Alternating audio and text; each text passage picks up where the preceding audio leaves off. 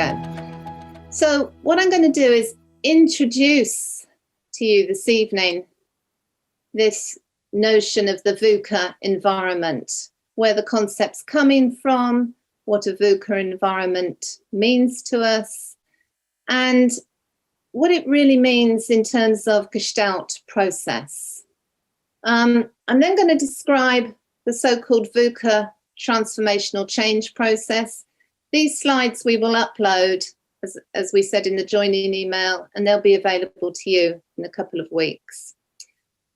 Once we've got ourselves a bit clearer about what VUCA means, I'll talk a little bit about how recognition of the VUCA environment has changed ways of thinking and acting in OD applications. And then I'm going to take a personal sort of journey, really, to relate these to what I call relational Gestalt, OD, Organisational Development practices. So I'm going to talk then about what I know as ROG, Relational Organisational Gestalt, using some maps that some of you will be familiar with. Will and Grace, SOS Framework, the so-called ecological approach, liminal space or liminality, and the concept of presence and ethical presence. As we go along, we'll be associating these with other relational and emergent OD methodologies in particular, because we know that it's the relational and emergent approaches that are seeming to prove most suitable in the VUCA environment. So some of those that I'm familiar with and have worked with: Theory U, Agile, Spiral Dynamics, Systemic Constellations, and Cynefin. So just to make clear, I don't regard myself as an expert in any of those. They are frameworks that I have worked with and alongside Gestalt approaches, okay? Mainly to situate and bridge from Gestalt into other methodologies that are more widely recognised in the OD environment.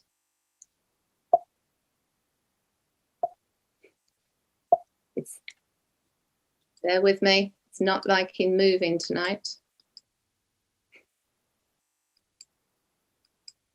Do you want?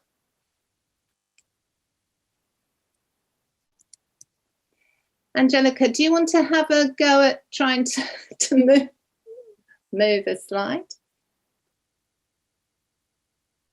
Bear with us.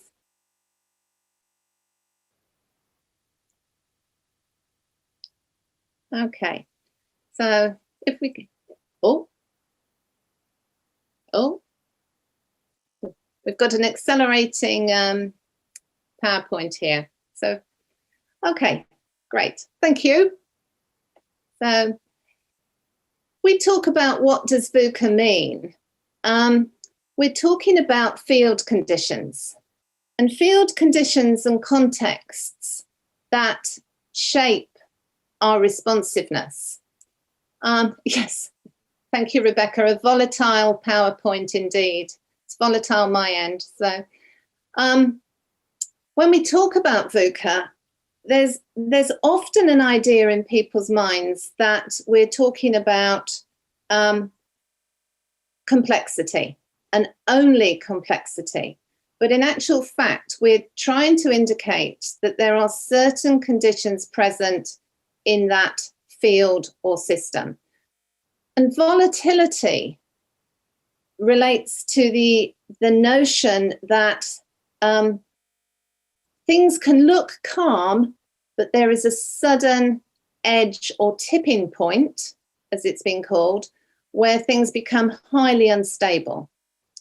When we go on to talk about Cynefin, some of you will know that there is the so-called cliff, where you move from thinking things are clear and simple, feeling quite complacent and confident, over the cliff into a chaotic, quite anarchic environment. So volatility is something that in Gestalt we keep an eye on through the concept of mobilization and pacing, but it relates to this ability to suddenly tip. And if we think of situations, organisations and fields where we see a lot of volatility, one of the examples that came to me that I was working in was, when the financial markets changed in 2008, we suddenly approached that cliff, and all of a sudden there was a massive run, and that made for a very volatile environment. Uncertainty, we are not at all sure of any patterns. So we don't recognise the forms that are emerging. Complexity, one figure affects everything else in the system. So we think we've compartmentalised and isolated an aspect to work on, but in actual fact, we know that if we're in a VUCA environment, if we touch one part, we will touch all parts. And ambiguity is present everywhere. So meaning is very hard to find, which makes data gathering hard to do. So our classic OD tools of trying to find data points and organise them into compartments that we can measure becomes very difficult to do, because we're more in a process that is familiar to us as Gestaltists, which is of sensing. We're sensing into the environment and we're trying to make meaning rather than organising data into compartments. So if there's a takeaway from this slide, it's really to say that VUCA means more than complexity. And that's good for us as Gestalt practitioners, because as we go forward today, you will see that one of the beliefs that I have is that Gestalt is the most appropriate methodology for working in these conditions, because we have a lot to say about volatility as mobilisation, uncertainty as a practice that enables us to work from the fertile void, complexity, I'll introduce you to the notion of the liminal space, and ambiguity as dialectical tensions between polarities, where we don't want to swing between polarities, we want to hold both going forward. And that makes us an unusual modality in OD, very contemporary, but I would also argue very leading edge. So if we can, thank you very much. I'm just going to give you a brief overview of history. So if this is familiar to you, it's interesting that a lot of VUCA has come out of studies of the American military in particular. And as many of you will know, I mean, the American armed forces had a very, very difficult time in Vietnam. They were used to drilling, military precision, planning, and then off they went. And by the time they got to Vietnam, they were instead faced with seemingly calm conditions, but where suddenly a child would run out of a cottage with a gun and shoot people and turn that gun on themselves. And what happened in Vietnam, I think we know, was a true horror that led to this notion of what I have planned, what we have planned for, however well we have drilled ourselves into standardized ways of proceeding. Nothing that we've planned has enabled us to be able to act in those conditions. And those developments really were taken forward, particularly in the field of leadership, to think in a VUCA environment, what are the optimal leadership qualities that we're looking for? If it's not planning, if it's not classic standardization and compliance and governance, what is the framework for leaders and followers that they can begin to come together to take action?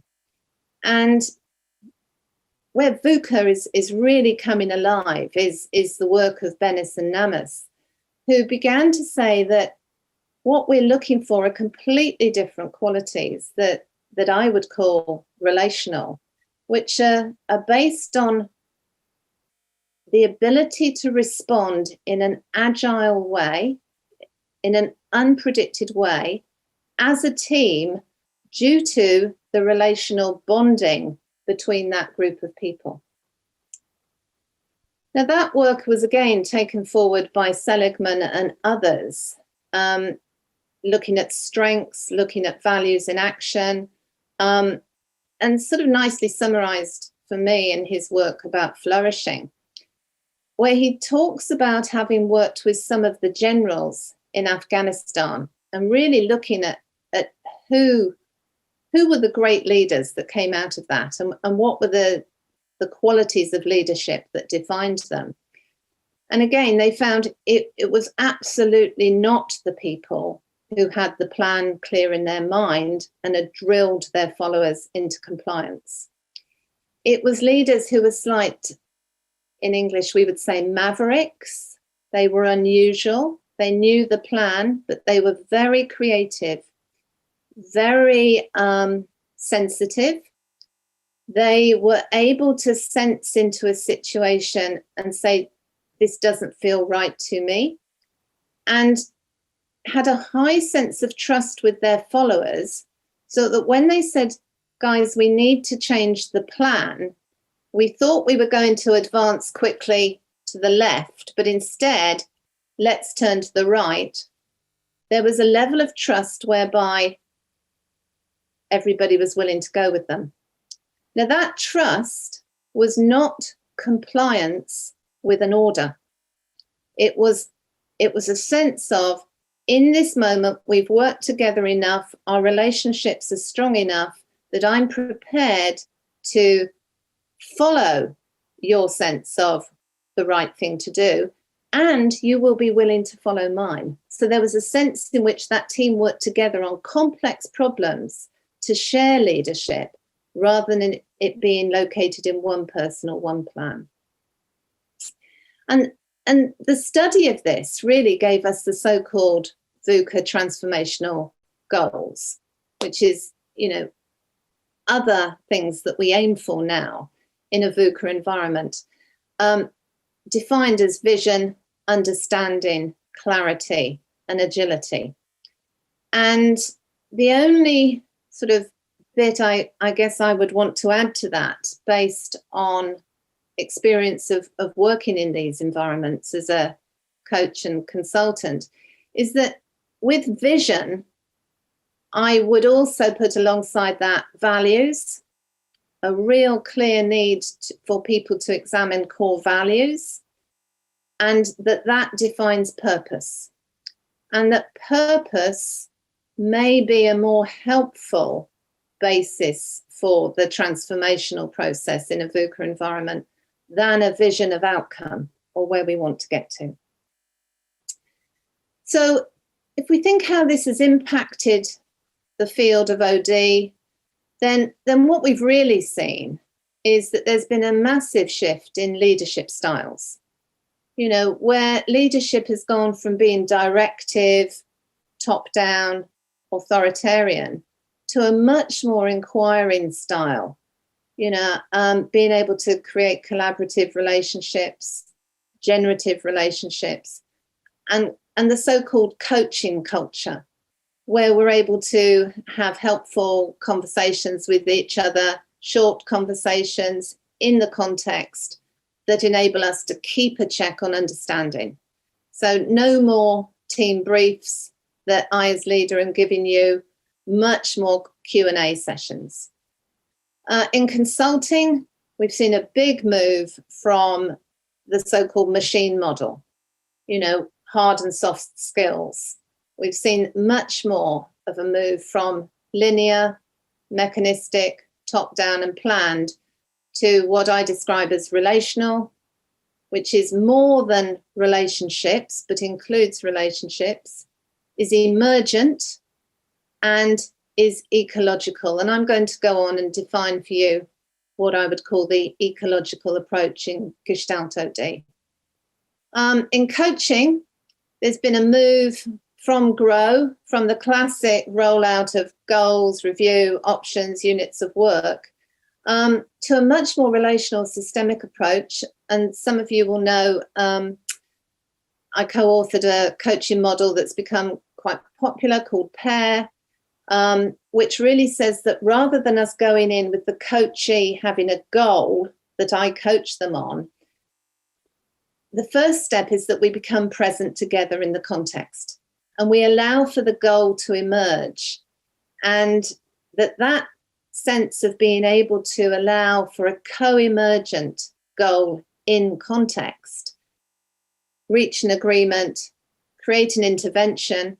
The intervention in Gestalt is generally the experiment, and then review is absolutely one of the VUCA transformational processes. So, just thinking of now, I'll say one more thing, and then we'll stop for a bit of Q&A and see where you all are. So, we mentioned vision, change into values and purpose, and values. Oh, this PowerPoint is really active tonight. So values and so-called hypergoods, which are not just your list of values, but which are your core defining values in that context, in that organisation at that moment. Experience tells us that our values and hypergoods in our OD interventions change as VUCA conditions increase. So these are some of the movements that we are looking to witness, pay attention to. The heuristic, the method that I used for describing this originally was from will, project management, SMART objectives, how do I get from here to there as quickly as possible, push strategies that we deliver in a top-down way, to grace, which is much more about responding to conditions as they arise. So that's a very different power. Rather than a so-called push strategy, we're actually wanting to respond and be agile and flexible in our response. Our energy as leaders moves from being directive and clear to collaborative and emergent. The overall style comes from authoritarian and delegation to inclusive. And certainly in my work, as a lot of my work is with coaches, CEO, board level, exec team level, C-suite.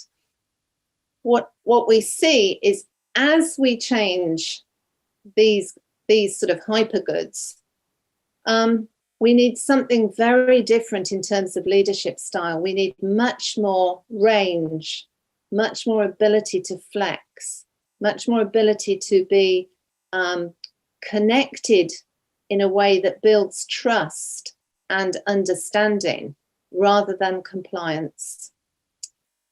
Our data capture, when we start to look at data, we're not so interested in getting everybody into a compliant, aligned, normative pattern. We're looking more to generate and appreciate diversity that is presenting in that context, to ensure that, we've got dissenters, people who are able to disagree, who are able to stand up, who can feel empowered, can feel that they can inspire. We're not looking for a rollout, as McDonald's used to look for a rollout of their burgers. We're looking for generative creativity.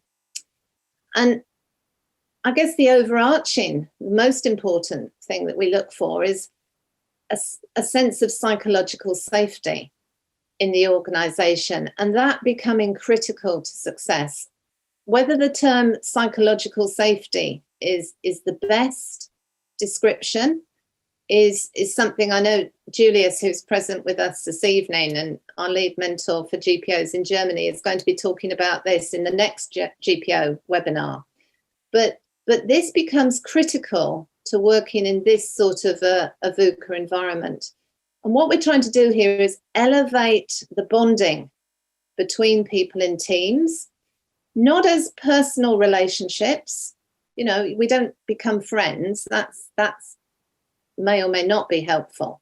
But we take each other as colleagues and team members in attending to the task. And that requires a very different exposure to each other than personal bonding. It requires us to build up trust in competency, creativity, collaboration, and to be able to energetically take risks and create together with a sense of excitement, safety, rather than failure and risk. And the evidence seems to suggest that the more VUCA the environment, the more psychological safety required in the team.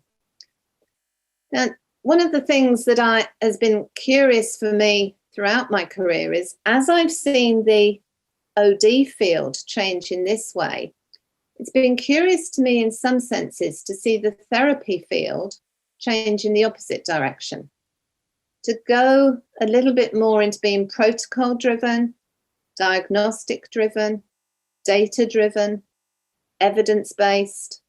So I'm just curious about that and how we might think about that, if that's of interest to people more widely in EAGT. But certainly this is the direction of travel that I've witnessed in OD and that I think makes Gestalt particularly appropriate. About Gestalt process, I'm going to talk a little bit about how we went in our work from Will and Grace to the SOS framework. And much of what I'm going to talk about now, when you get the PowerPoint, it's free for download on the Relational Change Resources page. Those of you who've done management leadership, differences between leadership and management, will recognise that some of what came into SOS comes from Adair's task team individual model, where we're wanting to get leadership rather than this top-down managerial delegation classic model. Sorry, have the next slide, please. So this is the core SOS framework.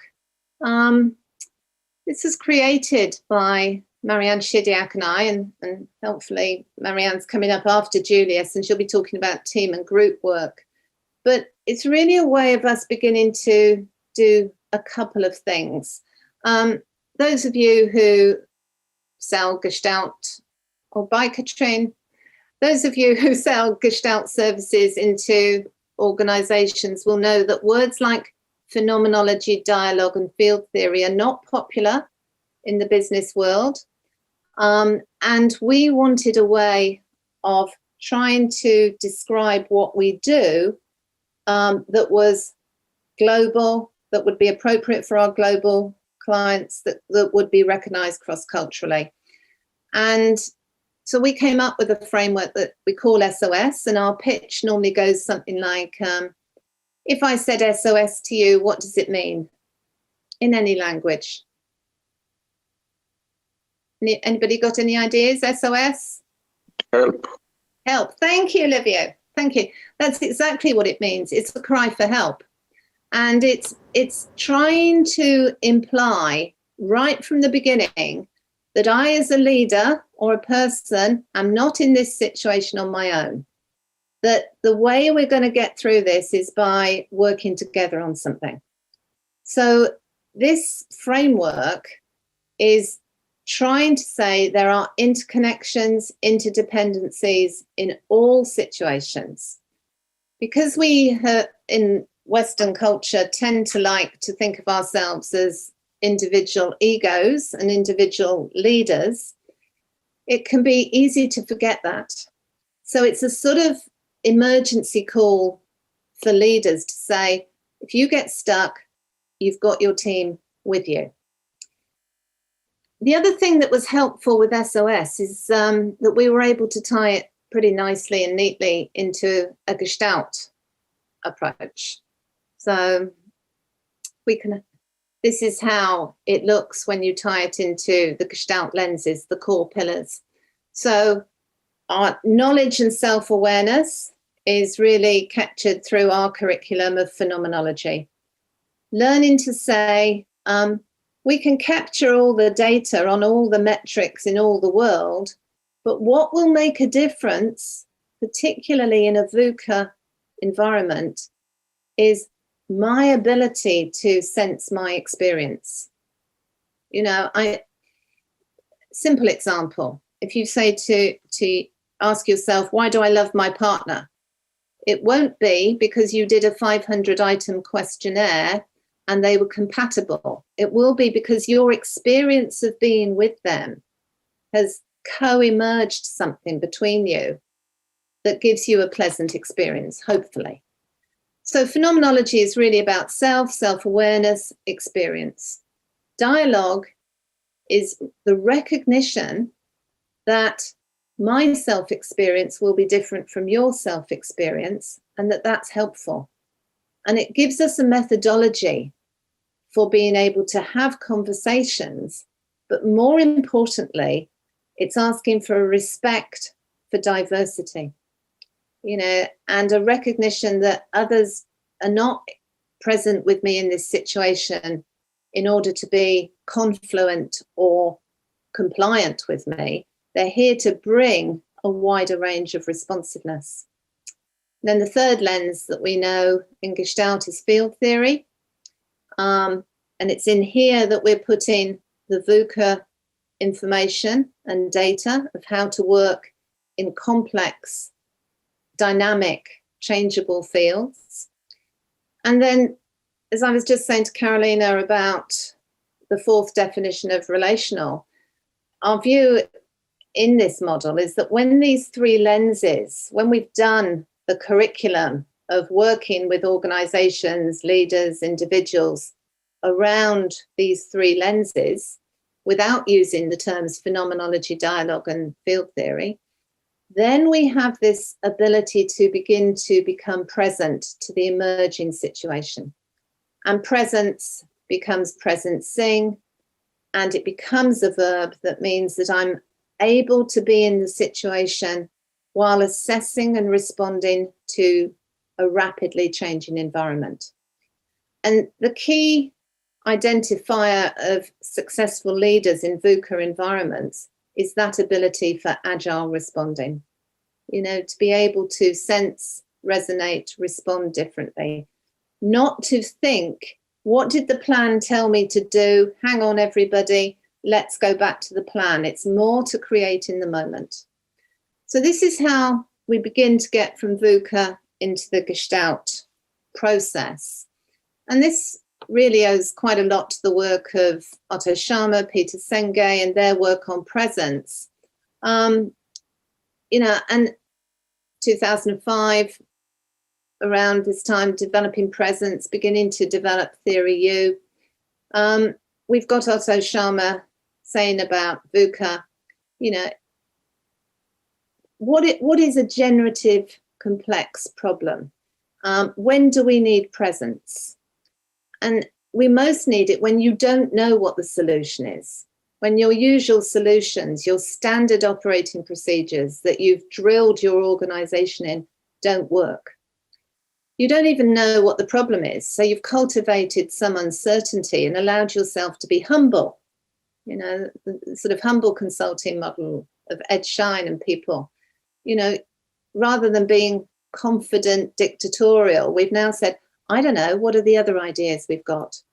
You don't even know who the important players are anymore. So your technical experts that you thought would help you out aren't able to come up with a solution. And then most importantly of all, you may not know that you don't know. And those of you who will remember Donald Rumsfeld saying this will know that he was taking a direct quote really from this, which is, when we don't know that we don't know, that's when we tend to carry on doing the things that worked in the past. And our cultivation of uncertainty, our humility, enables us to become present to the situation. Our overconfidence and complacency can take us, as we were just as I was saying in relation to Rachel's question, takes us towards that cliff edge where we think that we can use a push strategy to get compliance, but actually what we do is become overconfident and push people over the cliff into chaos. Now, fortunately, in Gestalt, through our understanding of the concept of intentionality, we know that we can organise ourselves in two profoundly different ways. And I want to say a little bit about intentionality. It's often used as a word that means intention. You know, so I might say it's my intentionality to have a coffee tomorrow. It's not meaning that at all. Intentionality comes from phenomenology, and it is this concept that we can only focus fully on one figure at a point in time. When we focus on something. And that something in Gestalt is what we call the figure. It emerges from the ground, and together they form the field. Now, as that figure comes into our awareness, what we know is it attracts energy, you know, and so therefore we begin to mobilize. In a moment, we'll come back into our unit of work, cycle of experience. But what this tells us is that what we focus on is very important, because unless we're very conscious and mindful about our actions, we will attract energy to what's in our head and become reactive and act too quickly. And of course, the mistake of most leaders in a VUCA environment is that they speed up and take hasty action rather than slow down and say, I don't know what to do. Now, in this relational change SOS framework, we therefore spend a lot of time trying to sort out with people this difference between what I'm calling here will and grace, or the ego-logical. Those of you who are students of phenomenology will recognize that Husserl used the word ego-logical to mean that which is in our head and occupying our perceptual ability, our form. And the way it usually works, if I ask you to look at the red arrow, this is classic OD.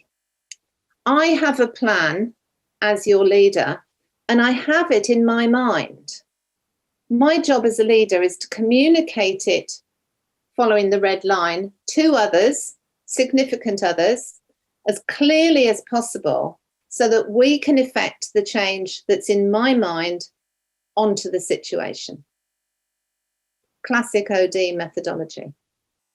VUCA calls us to do something quite different, right? Which is to open ourselves to receiving the sense data that is presenting in the situation. From sensing into that situation, allow that to inform our relationship with others and to give me my self-experience. Now, what we know from our Gestalt studies is that we are always doing both. You know, these are the ambiguous dialectical tensions that we have to do both. The difficulty is that our Western education and individualism and classic leadership training, classic OD, all leans on the ego-logical, will-based push strategies. So our work with leaders in VUCA environments, whatever they might be, is to be much more responsive to the situation. And for many leaders, boards, organisations, allowing themselves as individuals, as teams, as organisations to become aware of what the actual situation is that they are in, what the relational tone is in their organisation, what their leadership style is. It means rather than telling people, I'm this sort of leader, you accept that the sort of leader you are depends on the impact you're having. Your intention might be to do all sorts of things, but if everybody around you is feeling disempowered, doesn't trust you, is unmotivated, doesn't matter what's in your head, it's not what's actually going on. And this is very difficult for some leaders to accept. And then what you see beginning to happen is, I've written about traumatized organizations are power struggles within teams, departments about who's right. And it really becomes quite tribal. Whose perception of a situation is right, rather than having a process that can inform us about how to share our different perceptions and then decide what we're going to do about it. So we always need a balance of these two. They're always around, they're always informing the way we proceed. One of the things that, I think can be really helpful then going into a VUCA environment is Gestalt has been slow in a way to, we talk about the field, we talk about sensing the field, making meaning out of our sensing and resonance at an embodied level. That comes into our classic cycle of experience contact sequence. But there's some great maps out here that are helpful in terms of just helping us say, what are we dealing with here? And I ran a program, it was called Liberated Leader, which was a bit of a naff title, odd title. But what it was really trying to do was say to leaders, before you decide what to do with a problem, decide what type of problem it is. And this framework really is the way of looking at 3 types of problems. I hope the PowerPoint will behave. Oh, yes. So a tame problem really is a nice, when we start thinking about solution-focused interventions, let's create a vision and move in a linear direction towards our solution. What we're doing now is we're looking at a problem that IQ will help you with. Rational thought, mathematics, data analysis. These problems are all around in OD. We have to solve them. Tame doesn't mean, it just needs a little tickle under the chin or anything. It means that there is a solution and you will find it, either with your experts or just because people working together will come up with it. That only depends on how difficult the problem is. Second one is a critical problem. Some of the organisations I work with, healthcare, anti-corruption programmes, social activism, we can get into situations where it's like, okay, this is a crisis. We've got to fall back a little bit here now on our almost command and control definitions. It helps us then to have the vertical hierarchy embedded in the organisational design. We need to know who's accountable to who for what and what's the remit of responsibility. This is classic top-down, rapid action. This is where classic vertical solutions work. Our third one is the so-called wicked problem. No solution, complex, no exit, recalcitrant, and that's what we're calling here VUCA. I mean, my experience is it's just very helpful for people to say, decide what type of problem it is, because how you're going to work with it depends on, even if at the most basic level, you define it as one of these 3, it will help you a lot. Because wicked problems, you're not headed for an output over a period of time that is going to be satisfactory. You're developing a practice. It's a practice, not a goal. So it's different. So we need to build a muscle that's all about sustaining us in a practice rather than a checklist of project management, red, amber, green ratings. Ticking off work streams won't help.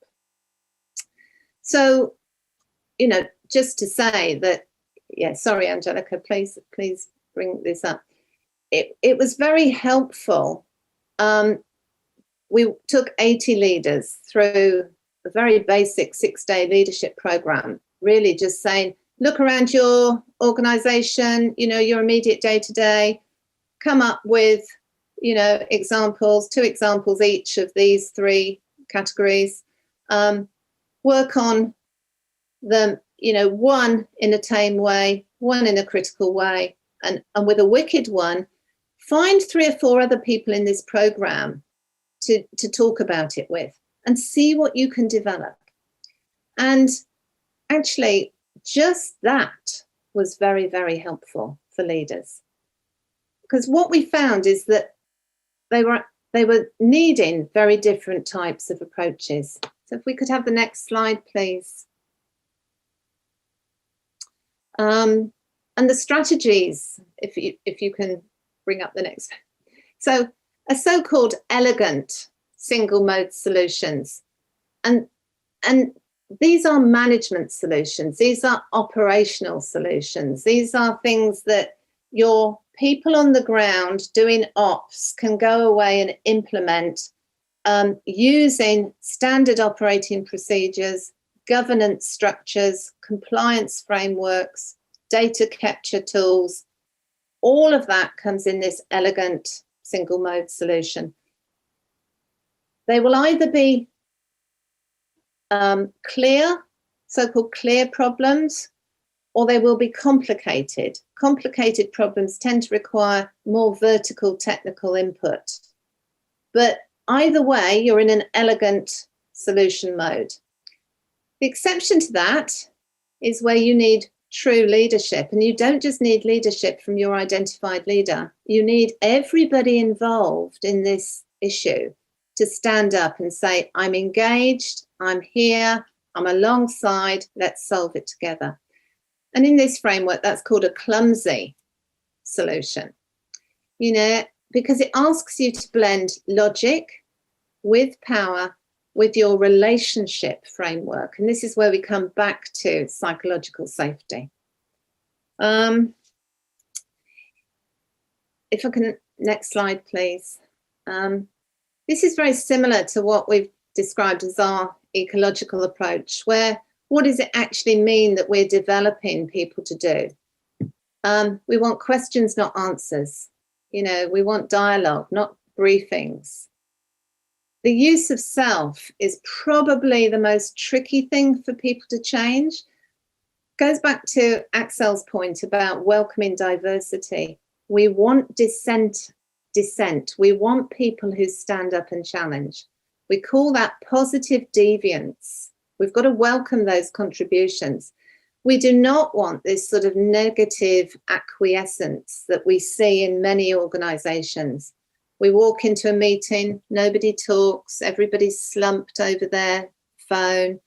Have you read the agenda? Nobody looks up. Where the energy is like treacle. We don't want that. We've called it a diffractive sort of use of self. We want to notice small energetic changes, where just as we would do if we were therapists watching somebody's face, we're feeling into the organisational system that we're working with and thinking, what presses the on switch? What turns this organisation on so that energy begins to lift? People feel inspired. People are worried that they miss a meeting rather than trying to work out how to miss a meeting. So that means that the relationships become collaborative. People have to have a sense of being valued, respected, rather than competitive and hierarchical. Here's an important thing for us as Gestalt practitioners. Our methodology is absolutely the methodology of creative experimentation. It's not what I call a live import, where you think, oh, that experiment that I used over there last time worked really well. I'll do it here. No, no, no. You have to bespoke it. You have to create it into this situation. There's then this use of ethical presence, which is, as you're doing all this, trying to be aware of your experience, how it's going down with others in this situation. And for the recent writing on ethical presence by Marianne and myself is free for download on the Relational Change site, so you can read the paper on that. But what we talk about is that we call it evil. We could have called it trauma, collective trauma. But we talk about, you know, when any one of these lenses becomes dominant for too long, be it the self, the other, or the task, the situation, we lose something in how we're leading the situation if we're the overall sort of person responsible. We have to be in touch with our own experience, how it's going down, and what the impact on the situation is. And that's where the Gestalt process cycle, the idea of the unit of work, is really important for us, because we can keep doing these mini cycles, live experiments. And the location of power then becomes much more systemic rather than heroic. So I'm just going to say a couple of short things, and then we'll move to Q&A. If I could have the next slide. So one of the processes that I think is possibly closest to relational organisational gestalt, as we've defined it, is called Cynefin, which is Dave Snowden's work that started in IBM. He was a software engineer. His work has been taken out and developed into a framework. And he says the best approaches to complex problems cannot be determined by analysis and investigation. So we have to forget diagnostics, metrics, static measures, classic scoping, evidence. What's required is engaging with the issue through experimentation and trial. Effective approaches emerge most quickly if experimentation is done in parallel with multiple hypotheses being tested simultaneously. Now, they recognise to do that, the near enemy of this process is anarchy, chaos, where it's almost like anything goes. You know, we're no longer leading by direction. We've just basically said, oh, do whatever you like. And that's why the caution to this is that we need an enabling constraint. You know, and if you think about the Gestalt experiment, what we often do in the Gestalt experiment is we bound the space, we contract the experiment, we co-emerge it with the person, we put in the stop signal, we know how to accelerate the experiment, and then we create it in that moment. So it's interesting that into Cynefin now has come this, in 2019, Dave Snowden brought in this concept of liminality, or the liminal space. And that's good news for us as Gestaltists. If we can have a look at the next slide, because we've had the liminal space in Gestalt now for about 10, 11 years. And it was something that, working in organisations, I thought, well, how do I put this into the classic Gestalt sequence? So where it comes in, as you can see, is we start in the fertile void. We all know this as Gestalt practitioners. We're then sensing into our awareness. We're allowing the figure to form. That's the process of intentionality. We've got to, in an ecological approach, keep sort of monitoring. Have I got an agenda? What am I attached to? And letting that go. As we begin to pay attention to what is arising in the situation, we get mobilized. And if we're not careful, what will happen is that we will react as we always do, and we will use our standardized procedures. But what we want to do instead is lift up the energy, try something new in that so-called liminal cycle between mobilization and action that generates an experiment. Now, Theory U, we call this prototyping. You know, after we've suspended everything, we've let go of what is, we prototype new solutions. But here, we're doing exactly the same process in a slightly different context of the Gestalt cycle. So if any of you are interested, I've written about this in Marianne Chidiac's book on Relational Organisational Gestalt, comparing this sort of liminal process with a Theory U intervention and talking about what sort of organisational structures might be most appropriate. But just to say that the Gestalt practitioner has these skills of experimentation with enabling constraints in a way that very few practitioners do. So just to come into a summary, and then we'll stop for Q&A. So here's my sort of what I've put in about where I see Gestalt helping us out is that into our vision and values that we need to keep up front, we have this concept of ethical presence, which is the 3 SOS lenses that ground us with a sense of purpose.